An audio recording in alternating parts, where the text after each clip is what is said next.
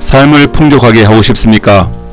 혹시 그 옛날 학교 친구들과 아무 의미 없는 만남으로 허송 세월을 보내고 계시는가요?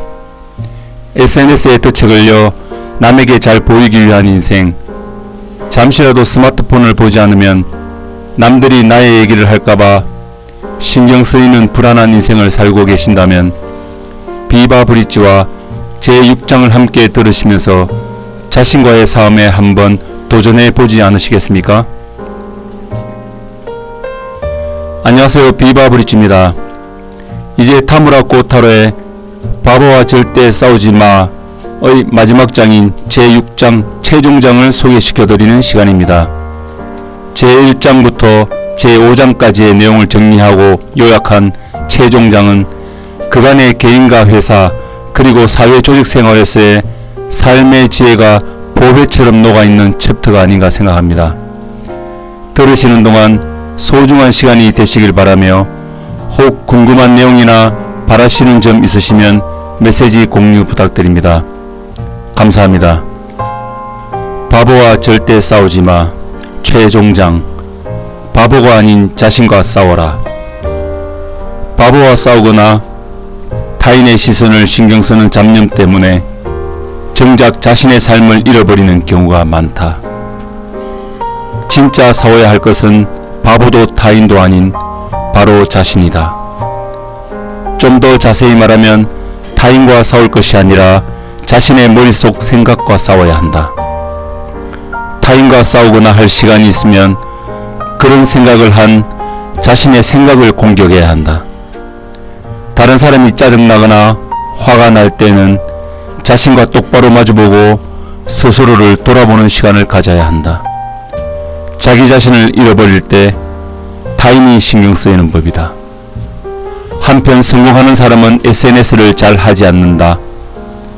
사내 소통 등 꼭 필요한 때가 아니면 SNS를 하지 않는데 그 이유는 간단하다. 우선 SNS를 보거나 쓰거나 할 시간이 없다. 다음으로 그들의 활동이나 가지고 있는 정보는 소중한 것이어서 쉽게 타인에게 공유할 것들이 아니다. 그리고 하찮은 댓글을 보고 혹 열받거나 해서 귀한 시간과 에너지를 낭비하거나 기분을 잡치기도 해서 자신의 중심을 잃어버리는 어리석음을 미리 경계하는 것이다. SNS 세계에는 여러 사람이 있어 배울 것도 물론 많지만 동시에 상식 미달의 악한 인간들 또한 많기 때문에 정보의 공유에는 늘 주의가 필요하다. 자기 스스로에게 화이팅을 외쳐라.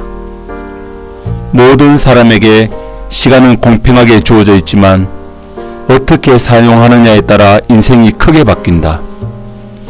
시간을 잘 사용하기 위해서는 자기 내면과 마주하는 시간을 많이 가져야 한다. 다른 사람이 어떤 충고를 해줘도 보통은 자기 생각대로 자기 마음대로 결론을 내버린다. 만약 그렇다고 한다면 자신이 왜 그렇게 생각했는지를 자기 내면에게 묻고 알아내야 한다. 아울러 삶에 대한 자기 자신만의 판단 기준이 있어야 한다. 왜냐하면 인생의 행복이란 것은 마음으로부터의 납득에서 나오는 것인데 그 납득은 자신의 가장 중요한 기준이 충족될 때 비로소 생겨나는 것이기 때문이다. 따라서 무엇이 충족되었을 때 자신은 납득하는가를 자신과 솔직하게 정면으로 마주보고 확인해야 한다. 그것이 돈이 될 수도 있고 사회적 지위가 될 수도 있고 권력일 수도 사회 공헌이나 봉사일 수도 있겠지만 이것이라면 나는 납득이 간다라는 그 기준을 명확히 확인해 두자. 보통 잘한다고 생각하지만 가장 모르는 것이 자기 자신이다. 스스로를 잘 알고 조절할 수 있다면 인생에서 가장 중요한 것을 터득했다 해도 과언이 아니다. 나를 모르고는 행복을 가질 수 없다. 혹시라도 몇 분 만에 내 인생을 맘대로 결론 지어주는 점쟁이를 만나는 것보다 시간이 다소 걸리더라도 스스로를 찾고 이해하고자 하는 노력이 훨씬 의미가 있다. 잘나가는 그룹에 뛰어들어라. 인간은 환경에 좌지우지 되기 쉬운 동물이다. 그래서 혹여 나태한 생활에 젖어 있다면 자극이 적당히 있는 환경에 자신을 둘 필요가 있다. 전향적인 마음을 싹 튀게 하는 환경, 그리고 가능하다면 쉽게 들어갈 수 없는 환경에 나를 두는 것이 좋다. 회사에서나 학교 스터디 그룹에서나 면접이 까다롭고 자격증이나 시험을 요구당하거나 하는 등 간단히 들어갈 수 없는 곳에 있게 되면 뭔가를 하지 않으면 안 된다는 생각에 여러 준비를 하게 되고 최선을 다하게 된다. 여기서 비바브리치가 첨언하고 싶은 것은 우수한 그룹에 속하는 것도 자발적인 의사가 밑바탕 되어야 한다는 것입니다. 누군가에 떠밀려 소위 어려운 조직에 속하게 되면 쉽게 포기하게 되는 경우가 허다합니다. 한 단계 업그레이드된 단체에 자발적으로 들어가서 자극받고 함께 훈련받고 생활하게 된다면 어느샌가 멋지게 달라진 스스로를 발견하게 될 것 같습니다. 가장 중요한 것은 자신의 인생에 만족하는가 하지 않는가에 있다. 자신의 인생은 자신이 책임을 지고 만들어 나가야 한다. 타인이 어떻게 생각하든 아무 상관도 없고 중요하지도 않다. 마지막에 죽을 때는 오직 혼자가 되고 저 세상에 가지고 갈 수 있는 것은 스스로가 만들어 온 성취감 정도일 것이다. 또한 우리는 스스로를 돌아볼 줄 알아야 한다. 그래서 저자는 거울 앞에 서서 이런 질문들을 자주 자신에게 던지고 그리고 얼굴 표정으로 자신의 속을 판단할 수 있다고 한다. 너는 지금 이 노래에 정말 만족하냐? 진짜 네가 하고 싶은 건 뭐냐? 네가 가장 중요하게 생각하는 가치는 뭔데? 지금 온 힘을 다해서 살고 있냐? 혹시 게으름 피우고 있는 건 아니가? 지금 하고 있는 일이 진짜 좋냐? 이 단원에서 비바브리치는 만족하는 삶으로 만들기 위해 우리는 끊임없이 자신에게 질문하고 대화하는 습관을 가져야 한다는 생각을 해봤습니다. 위험천만한 인생을 어떻게 살 것인가? 세계 최고 수준의 풍족한 생활을 누리고 있는 우리가 고령화, 글로벌화, 기후변화, 기술 발달, 중국의 대두와 미국 패권의 쇠퇴라는 대변화로 인해 상당히 어려운 시대를 맞이하고 있다. 지금은 잘 살고 있지만 안정과 풍족이란 것이 아무 노력 없이 지속되는 것이 아니다. 국내적으로는 사회보장의 부담이 늘어나고 고용은 줄고 경제는 축소되는데 미국의 아시아에서의 영향력이 약해지고 동시에 중국이 치고 나오면서 또한 북한은 뭔 일을 꾸미고 있는지 위험한 행동에 나설 가능성도 이전보다 훨씬 높아지고 있다. 이렇게 격변하는 정세 속에 우리는 오직 철저한 대비와 미래에 대한 자신감을 가지고 나아가야 한다. 과거의 연장선에 미래가 있는 것이 아님을 잘 인지하고 변화에 적극 대응하자. 변화하는 것의 위험은 늘 존재하지만 가만히 있거나 변화하기 싫어한다면 상상하지 못할 더 큰 위험이 다가온다. 인류 역사상 지금까지 없었던 대변화가 앞으로 동시다발적으로 일어날 것으로 보인다. 그리고 이 변화는 하극상을 부른다. 지금까지 고착화된 승자와 패자의 큰 위치 변화가 생겨 원점에서 새로운 출발이 생겨날 가능성이 크다. 그러면 기회와 위기가 동시에 찾아오게 되는데 그 변화를 찬스로 잡을지 위기로 맞게 될지는 자신이 어떻게 생각하느냐에 달렸다. 많은 것이 사라진 변화의 한 중간에서 우리는 어떻게 생각해야 할 것인가? 힘겹게 만들어 온 것이 없어져 핀치에 몰렸다고 생각할 것인가? 아니면 완전히 다른 시각에서 새로운 것을 만들 수 있다는 기회다 라고 생각할 것인가? 또한 변화는 연속적인 것이어서 그 움직임을 잘 타고 행동해야 하는데 만약 지금의 성공을 사수하려고 만든다면 마침내는 생각지도 못한 위기를 맞게 된다. 한정된 인생을 살리기 위해 해야 할 일. 인생은 유한하기도 하지만 희소성에 대한 이해도 해야 한다. 여러 종교가 있고 윤회 전생을 믿는 사람도 있지만 그것은 그다지 실감이 나지 않고 인간으로서의 삶은 지금 한 번뿐이라는 것은 틀림없다. 137억 광년이라는 우주에서 생물이 탄생할 수 있는 환경을 가진 혹성은 상당히 한정되어 있다. 혹시 생물이 태어나더라도 그로부터 수십억 년이 지났어야 겨우 생각할 수 있는 인간이 만들어졌다는 것은 진짜 기적이다.